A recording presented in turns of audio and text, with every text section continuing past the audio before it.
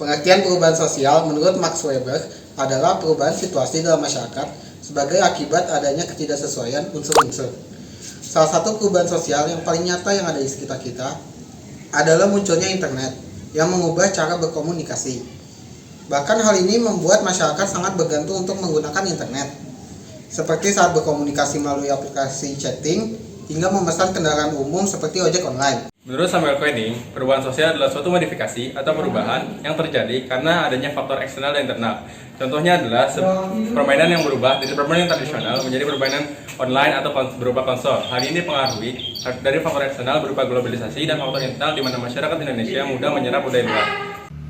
Assalamualaikum warahmatullahi wabarakatuh. Nama saya Aldrin Afkarul Fitrahmat, kelas 12 IPS 4, nomor absen 3. Saya akan menjelaskan pengertian perubahan sosial menurut William F. Orburn beserta contohnya. Menurut William F. Orburn, perubahan sosial adalah perubahan-perubahan yang meliputi unsur-unsur kebudayaan, baik unsur material maupun imaterial. Yang ditekankan adalah pengaruh besar unsur-unsur material terhadap unsur-unsur imaterial. Contohnya adalah perubahan teknologi yang terjadi di masa kini seperti penggunaan handphone atau gadget yang merubah pikiran dan cara hidup semua orang menjadi lebih modern baik dalam penggunaan maupun dalam pemahaman teknologi. Sekian penjelasan saya, terima kasih. Assalamualaikum warahmatullahi wabarakatuh. Perkenalkan, nama saya Manda Galia Maulidina dari kelas 12 IPS 4. Di sini saya akan menjelaskan tentang faktor-faktor kecenderungan masyarakat melakukan perubahan sosial. Adapun faktor yang memengaruhi masyarakat meliputi 4 kategori, yaitu faktor internal, faktor eksternal, faktor pendorong, dan faktor penghambat. Contoh dari 4 faktor tersebut yaitu adanya sistem pendidikan yang maju. Pendidikan formal mengajarkan bermacam-macam kemampuan seperti menguasai ilmu pengetahuan, kerajinan tangan, hidup mandiri, dan olahraga. Dengan pengetahuan itu, seseorang individu dapat menilai apakah kebudayaan masyarakatnya mampu memenuhi kebutuhan-kebutuhan zaman atau tidak. Lalu yang kedua, adanya kontak dengan kebudayaan lain. Adanya kontak dengan kebudayaan lain merupakan salah satu faktor penyebab terjadinya perubahan sosial. Perubahan sosial dapat diklasifikasikan menjadi 2 jenis, diantaranya perubahan kecil. Adanya perubahan sosial yang terjadi di tengah masyarakat namun tidak memberikan pengaruh. Lalu yang kedua, perubahan besar. Adanya perubahan sosial yang terjadi di tengah-tengah masyarakat yang dapat memberikan pengaruh. Itu saja yang dapat saya sampaikan, kurang lebihnya mohon maaf. Wabillahi taufiq wal hidayah. Wassalamualaikum warahmatullahi wabarakatuh.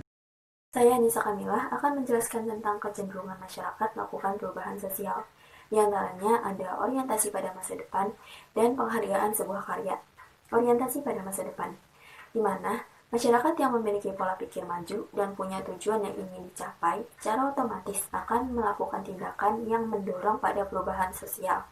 Contohnya, reformasi kemerdekaan Indonesia. Penghargaan sebuah karya. Jika masyarakat sudah mampu menghargai sebuah karya, maka akan timbul pengaruh dan motivasi untuk menciptakan inovasi-inovasi baru di dalam masyarakat. Masyarakat cenderung akan terbuka dan lebih mudah menerima perubahan sosial. Contohnya, penemuan teknologi informasi dan komunikasi seperti telepon seluler dan komputer. Warahmatullahi wabarakatuh. Nama saya Kila Maharani dari kelas 12 IPS 4. Faktor-faktor kecenderungan masyarakat melakukan perubahan sosial adalah: yang pertama, kontak budaya lain; yang kedua, sistem pendidikan maju; yang ketiga, penghargaan sebuah karya; yang keempat, sistem masyarakat terbuka; yang kelima, ketidakpuasan terhadap bidang-bidang tertentu; yang keenam, keinginan masyarakat untuk maju; yang ketujuh, penduduk yang heterogen; yang kedelapan, orientasi pada masa depan; yang kesembilan, terjadi bencana alam; dan yang kesepuluh, terjadi peperangan. Saya akan menjelaskan ketidakpuasan terhadap bidang-bidang kehidupan tertentu. Terkadang masyarakat menyadari kekurangan dalam kehidupannya, sehingga mendorong mereka melakukan perubahan. Masyarakat yang terisolasi mulai menyadari tentang berbagai kebutuhan hidup. Contohnya, adanya revolusi yang berakibat semua hal nantinya akan menjadi semakin baik lagi dari sebelumnya. Dan saya akan menjelaskan keinginan masyarakat untuk maju. Salah satu faktor adanya perubahan sosial dalam masyarakat yang mampu mendorong adalah faktor internal, yaitu keinginan masyarakat di dalamnya untuk hidup lebih maju. Assalamualaikum warahmatullahi wabarakatuh. Perkenalkan, nama saya Bilbina Malika Mahmud dari kelas 12 IPS 4. Saya akan menjelaskan tentang faktor kecenderungan melakukan perubahan sosial. Yang pertama, sistem pendidikan maju dari faktor internal. Sistem pendidikan maju akan mendorong terjadi perubahan sosial. Bertambahnya wawasan dan ilmu pengetahuan menyebabkan masyarakat lebih bisa berpikir objektif dan rasional terkait tantangan pendidikan sosial. Yang kedua, faktor eksternal, terjadinya bencana alam. Terjadinya bencana alam juga mendorong perubahan sosial loh, mulai dari mobilitas penduduk hingga gaya hidup. Bencana alam termasuk faktor eksternal pendorong perubahan sosial karena peristiwa ini tidak dapat diprediksi dan tidak dapat dikehendaki oleh manusia. Kurang lebihnya mohon maaf bila ada kata-kata yang salah. Sekian, wassalamualaikum warahmatullahi wabarakatuh. Faktor kecenderungan masyarakat melakukan perubahan sosial. Di antaranya yaitu sistem masyarakat terbuka. Adanya open stratification dalam masyarakat memungkinkan terjadinya gerak sosial vertikal. Situasi kondisi ini memberi kesempatan seorang untuk menempati strata yang lebih tinggi. Melalui kerja keras dan melakukan perubahan-perubahan, seorang individu mencapai kemajuan diri guna meningkatkan strata. Jadi, semakin terbuka sistem lapisan masyarakat, semakin besar peluang untuk melakukan perubahan yang tentunya menuju ke arah yang lebih baik. Selanjutnya, yaitu suatu lingkungan dengan kondisi penduduk heterogen. Masyarakat heterogen adalah masyarakat dengan identitas, ras, etnis, agama, dan budaya yang beragam. Jadi, dengan kondisi penduduk yang heterogen akan berpeluang lebih besar terjadi perubahan sosial. Perbedaan ras, suku, dan agama di lingkungan masyarakat membuat kemungkinan perubahan sosial terjadi lebih tinggi, meski bisa juga menyebabkan perubahan sosial yang negatif, karena potensi terjadi konflik dan perselisihan. Assalamualaikum warahmatullahi wabarakatuh. Nama saya Dewi Sekartaji dari kelas 12 IPS 4 dengan nomor absen 11. Nah, saya akan memberikan beberapa contoh teori siklus yang terdapat dalam kehidupan sehari-hari. Ada satu, itu pertumbuhan dan perkembangan manusia. Dua, perkembangan masa prasejarah. Dan ketiga, ada perubahan gaya hidup. Nah, teori ini dipandang sebagai siklus yang memang akan terjadi secara berulang-ulang dan arahnya tidak dapat ditentukan. Nama saya Rika Nabila dari 12 IPS 4, nomor absen 12. Saya akan menjelaskan tentang teori siklus perubahan sosial. Salah satu contoh dari teori siklus dalam perubahan sosial yang pernah terjadi pada peradaban Yunani, Romawi, dan Cina kuno. Sebuah peradaban pada awalnya hanya sekumpulan manusia yang tinggal di suatu tempat bersama-sama. Mereka membentuk komunitas dan bersosialisasi dengan sesamanya. Mereka mengalami masa hidup di zaman primat, kemudian meningkatkan menjadi zaman tradisional, dan ditutup dengan zaman modern, yang merupakan puncak tertinggi kejayaan mereka. Assalamualaikum warahmatullahi wabarakatuh. Saya Arifin Adistia dari kelas 12 IPS 4. Teori linier dikembangkan oleh para ahli sejak awal abad ke-18 yang bersamaan dengan zaman pencerahan di Eropa yang bertujuan untuk bermasyarakat lebih maju lagi. Teori linier dibagi menjadi dua, yaitu teori evolusi dan teori revolusi. Teori evolusi melihat perkembangan secara lambat, sedangkan teori revolusi melihat perkembangan secara sangat drastis. Teori evolusi melihat perkembangan dari zaman primitif menuju zaman tradisional dan bersahaja, lalu menuju masyarakat yang lebih bermodern. Terima kasih. Assalamualaikum warahmatullahi wabarakatuh. Saya Verina Rahmatasya, kelas 12 IPS 4, nomor absen 14. Teori linear menurut ahli Herbert Spencer menjelaskan bahwa para penganut teori linear ini percaya terhadap perubahan ke satu titik saja, tidak berputar-putar. dan setiap masyarakat akan selalu berkembang melalui tahapan yang pasti. Wassalamualaikum warahmatullahi wabarakatuh. Assalamualaikum warahmatullahi wabarakatuh. Nama saya Galuh Wahyu, kelas 12 IPS 4. Saya akan menjelaskan teori perkembangan linear. Teori linear beranggapan bahwa perubahan sosial memberikan kemajuan bagi masyarakat.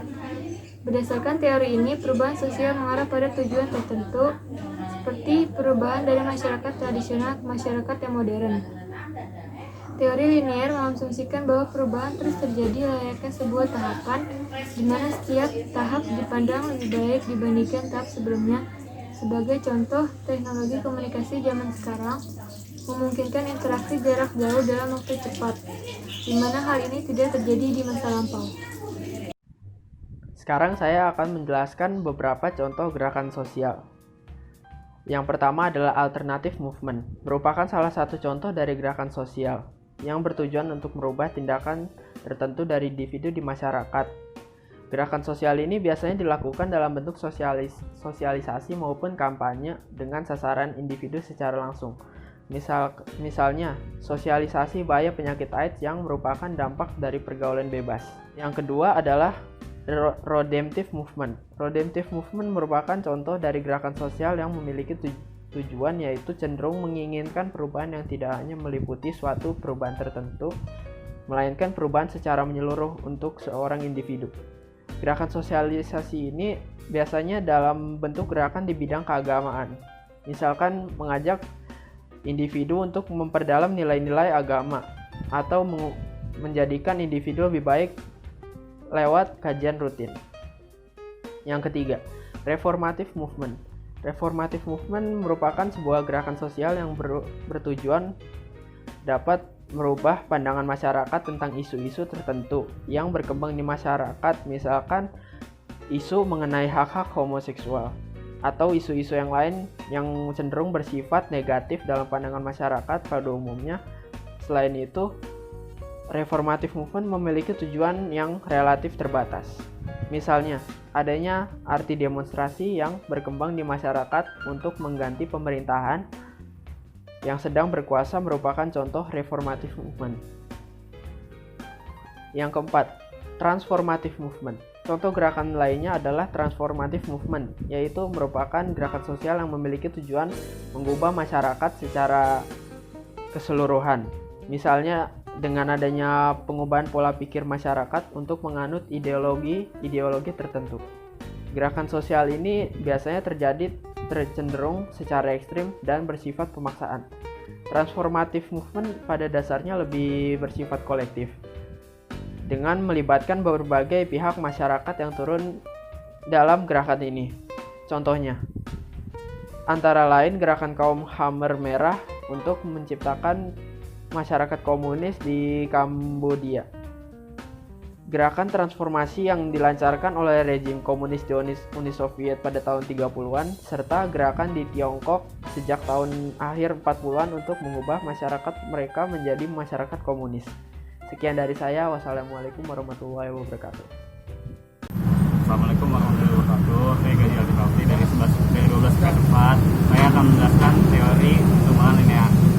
Teori linear adalah suatu teori yang menjelaskan bahwa perubahan sosial akan berkembang untuk menuju ke suatu arah atau titik tertentu. Contohnya adalah perkembangan suatu negara dari masa ke masa. Sekian, terima kasih. Assalamualaikum. Di dalam teori gerakan sosial dalam perubahan sosial, ada beberapa karakteristik dari gerakan sosial, yaitu 1. Adanya kolektivitas orang yang bertindak bersama. Kedua, didasarkan pada tujuan maupun kepentingan bersama. Ketiga, kebersamaan kelompok relatif tersebar, namun tidak sekuat organisasi formal. Yang terakhir, tindakan yang dihasilkan cenderung spontan dan tidak berbentuk lembaga. Salah satu dari contoh gerakan sosial adalah demonstrasi tolak kenaikan BBM yang dilakukan oleh gerakan mahasiswa. Saya Jasmina, saya akan menjelaskan tentang tipe-tipe gerakan sosial menurut David Abel. Yang pertama ada alternative movement, yang bertujuan untuk mengubah sebagian perilaku seseorang. Contohnya, sosialisasi bahaya penyakit AIDS dan kampanye bahaya narkoba. Yang kedua, ada redemptive movement, yang bertujuan untuk mengubah keseluruhan perilaku seseorang. Biasanya dalam bentuk gerakan di bidang keagamaan, seperti kajian rutin dan dan ceramah. Yang ketiga, ada reformative movement yang bertujuan untuk mengubah segi-segi kehidupan dalam masyarakat, namun tidak secara keseluruhan. Contohnya, gerakan emansipasi dan gerakan reformasi 1998. Yang keempat, ada transformative movement yang bertujuan untuk mengubah keseluruhan segi kehidupan dalam masyarakat atau sistem pemerintahan. Contohnya, gerakan Khmer Merah di Kamboja dan gerakan transformasi komunis di Uni Soviet dan Tiongkok. Assalamualaikum warahmatullahi wabarakatuh. Oke, jadi di sini saya akan menjelaskan tentang gerakan sosial.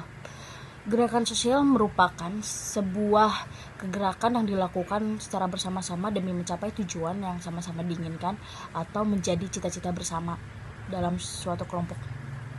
Dan selanjutnya, gerakan sosial ini lahir dari reaksi terhadap sesuatu yang tidak diinginkan oleh masyarakat, atau ya ini menginginkan perubahan kebijakan karena dinilai tidak adil.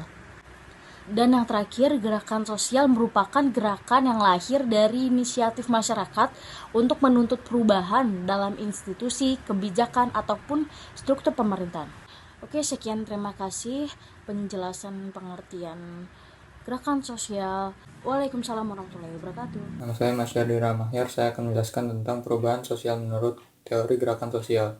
Teori gerakan sosial menyatakan bahwa perubahan suatu masyarakat tidak selalu melalui jalan damai, karena di dalam masyarakat kerap terjadi pertentangan yang diwujudkan oleh gerakan-gerakan sosial. Dalam hal ini, gerakan sosial seringkali melibatkan antara kelompok lebih kuasa dan kelompok masyarakat yang lebih cenderung memiliki kekuasaan yang relatif rendah. Nama saya Maulana Durianto, 12 IPS 4, absen 22, ingin menjelaskan tentang teori modernisasi. Teori modernisasi menjelaskan tentang transformasi dari masyarakat tradisional terbelakang ke masyarakat modern.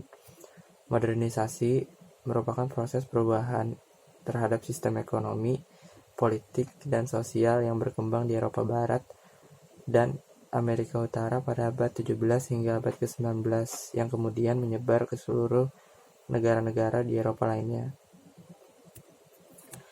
Perubahan tersebut juga terjadi di Amerika Selatan, Asia, dan Afrika pada abad ke-19 hingga abad ke-20. Masyarakat modern merupakan masyarakat industri. Oleh karena itu, hal pertama yang harus dilakukan untuk memodernkan masyarakat yaitu dengan cara industrialisasi. Assalamualaikum warahmatullahi wabarakatuh. Nama saya Minhajul Paru, kelas 12 IPS 4. Saya akan menjelaskan tentang teori gerakan sosial. Teori gerakan sosial adalah meyakini bahwa suatu perubahan yang terjadi akan selalu melalui jalan yang berliku dan membutuhkan proses yang panjang. Adapun contoh teori gerakan sosial yaitu Gerakan Mahasiswa Indonesia pada tahun 1998, Gerakan Pengungsi Muslim Rohingya yang mencari suaka, perlawanan rakyat Indonesia terhadap para penjajah Hindia Belanda. Terima kasih. Assalamualaikum warahmatullahi wabarakatuh. Saya Muhammad Alif Ferdi dari 11 IPS 4. Saya akan menjelaskan faktor penyebab perubahan sosial yang ada, yaitu saya akan menjelaskan faktor eksternalnya. Faktor eksternalnya adalah faktor yang berasal dari luar, yaitu adalah terjadinya bencana alam seperti longsor, tsunami, dan lain sebagainya. Lalu yang kedua ada terjadinya peperangan dengan negara luar. Lalu yang ketiga adanya pengaruh kebudayaan asing. Assalamualaikum warahmatullahi wabarakatuh. Nama saya Muhammad Arthur Gelputra dari kelas 11 IPS 4. Saya akan menjelaskan penyebab perubahan sosial secara internal dan eksternal. Yang internal adalah perubahan sosial yang terjadi dari dalam masyarakat tersebut sendiri. Contohnya, terjadinya konflik antar masyarakat, penemuan baru, dan terjadinya pemberontakan. Sekian, terima kasih. Saya Nadira Nivanka dari absen 26 ingin menjelaskan tentang adanya faktor pendorong perubahan sosial. Faktor pendorong perubahan sosial dibagi menjadi dua, yaitu faktor internal dan faktor eksternal. Yang ingin saya jelaskan sekarang, faktor internal yang pertama, yaitu penemuan baru. Adanya penemuan baru bisa berdampak pada perubahan sosial bagi masyarakat dan memengaruhi bidang lainnya. Perubahan sosial mengakibatkan perubahan yang menjalar dari suatu lembaga kemasyarakatan satu ke lembaga kemasyarakatan yang lain. Assalamualaikum warahmatullahi wabarakatuh. Saya Putri Amelia. Di sini saya akan menjelaskan tentang faktor pendorong dalam proses perubahan sosial. Saya akan menjelaskan faktor internal yang kedua. Faktor internal yang kedua yaitu bertambah dan berkurangnya penduduk. Bertambah dan berkurangnya penduduk juga mempengaruhi perubahan sosial pada masyarakat. Pada bertambahnya penduduk yang sangat cepat akan berdampak menyebabkan terjadi perubahan dalam struktur masyarakat. Assalamualaikum warahmatullahi wabarakatuh. Saya Putri Nabila Azaria. Saya akan membacakan faktor pendorong dalam perubahan sosial. Faktor internal yang ketiga yaitu konflik di dalam masyarakat.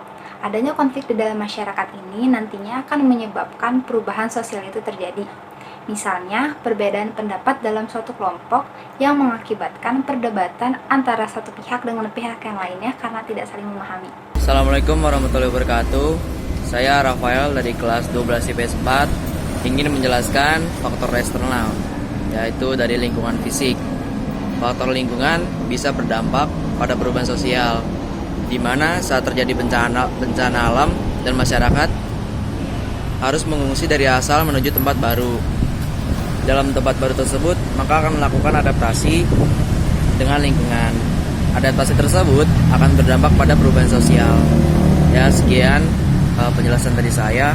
Kurang lebihnya mohon maaf. Assalamualaikum warahmatullahi wabarakatuh. Assalamualaikum warahmatullahi wabarakatuh. Saya Sakila Perdianti 12 IPS 4 absen 30 akan menjelaskan faktor pendorong perubahan sosial. Faktor pendorong perubahan sosial terbagi menjadi dua, faktor internal dan eksternal. Faktor eksternal yang kedua adalah pengaruh kebudayaan lain. Kebudayaan lain biasanya dapat masuk dan mempengaruhi perubahan sosial dengan adanya perkembangan zaman atau globalisasi. Yang ketiga, peperangan. Peperangan dapat berdampak pada perubahan sosial pada lembaga kemasyarakatan. Biasanya, negara yang menang akan memaksa negara yang kalah dan masyarakatnya untuk mengikuti kebudayaannya, untuk menggantikan kebudayaan yang ada. Assalamualaikum warahmatullahi wabarakatuh. Perkenalkan, nama saya Salim Ditya Kesha Putri Smika dari kelas 12 IPS 4 nomor absen 31. Saya akan menyebutkan beberapa faktor penghambat terjadinya perubahan dalam masyarakat, yaitu yang pertama, kurangnya hubungan dengan masyarakat lain. Yang kedua, perkembangan ilmu pengetahuan yang terlambat. Yang ketiga, sikap masyarakat yang masih mengagungkan tradisi masa lampau. Yang keempat, adanya kepentingan yang sudah tertanam kuat atau vested interest. Yang kelima, rasa takut akan terjadinya kegoyahan pada integrasi kebudayaan. Yang keenam, prasangka terhadap hal-hal baru. Yang ketujuh, hambatan-hambatan yang bersifat ideologis. Yang kedelapan, adat atau kebiasaan. Yang kesembilan, nilai pasrah. Terima kasih. Assalamualaikum warahmatullahi wabarakatuh. Nama saya Siva Amanda di kelas 12 IPS 4. Saya ingin menjelaskan mengenai perubahan sosial berdasarkan dampaknya. Berdasarkan dampaknya, perubahan sosial dapat dibedakan menjadi perubahan kecil dan perubahan besar. Satu, perubahan kecil. Perubahan kecil merupakan perubahan dalam lingkup sempit yang terjadi dalam suatu masyarakat. Perubahan ini berdampak pada sebagian kecil masyarakat atau tidak memiliki pengaruh terhadap struktur sosial masyarakat secara luas. Contoh perubahan kecil yaitu model telepon seluler yang selalu berganti di kurun waktu ke waktu. Perubahan model telepon seluler ini selalu diikuti dengan fitur-fitur yang lebih lengkap yang tentu saja memiliki banyak perbedaan dari pertama kali ditemukan.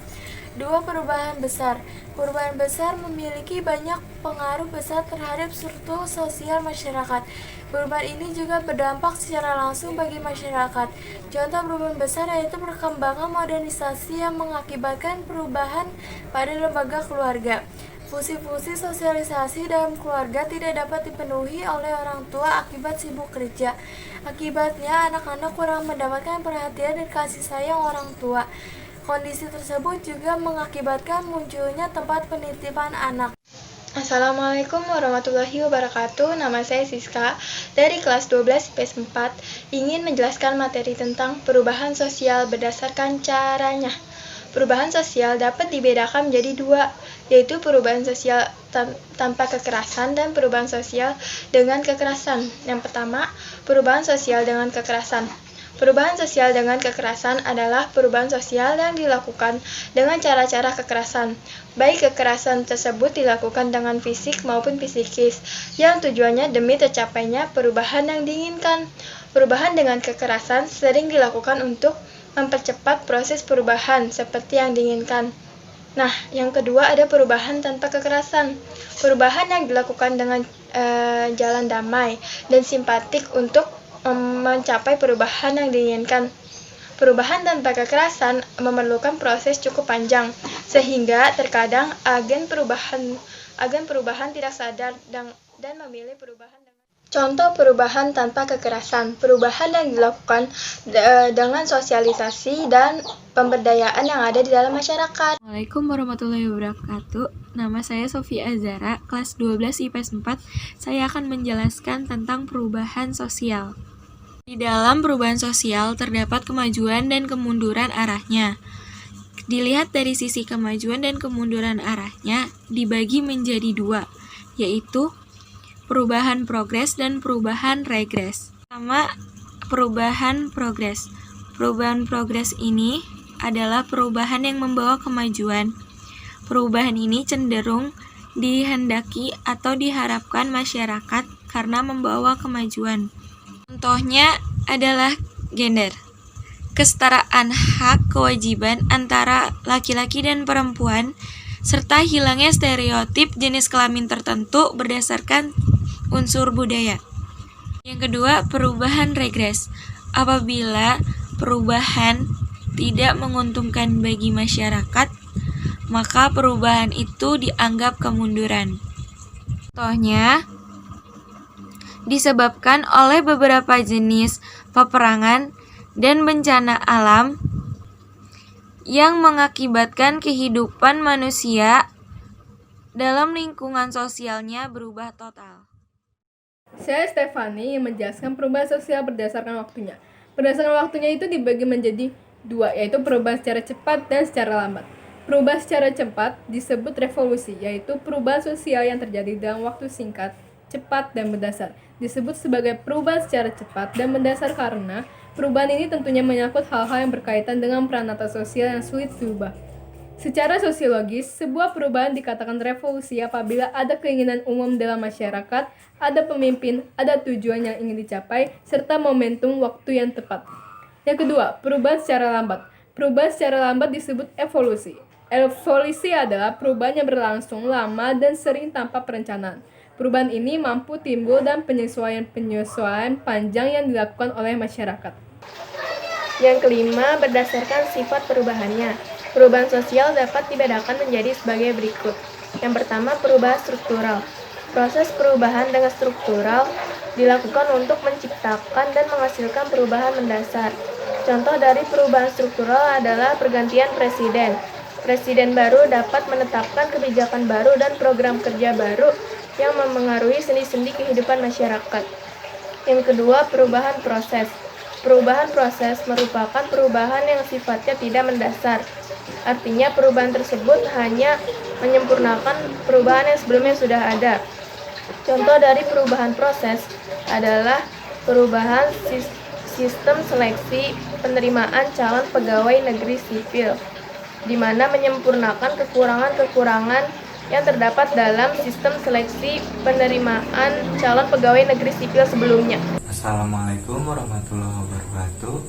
Perkenalkan, saya Tondiki Andika Gurning dari kelas 12 IPS 4. Pada kali ini, kelompok kami yang beranggotakan Email, Siska, Siva, Sopi, Teni, dan saya ingin menjelaskan sedikit tentang materi kami, yaitu bentuk-bentuk dari perubahan sosial dan contoh-contohnya.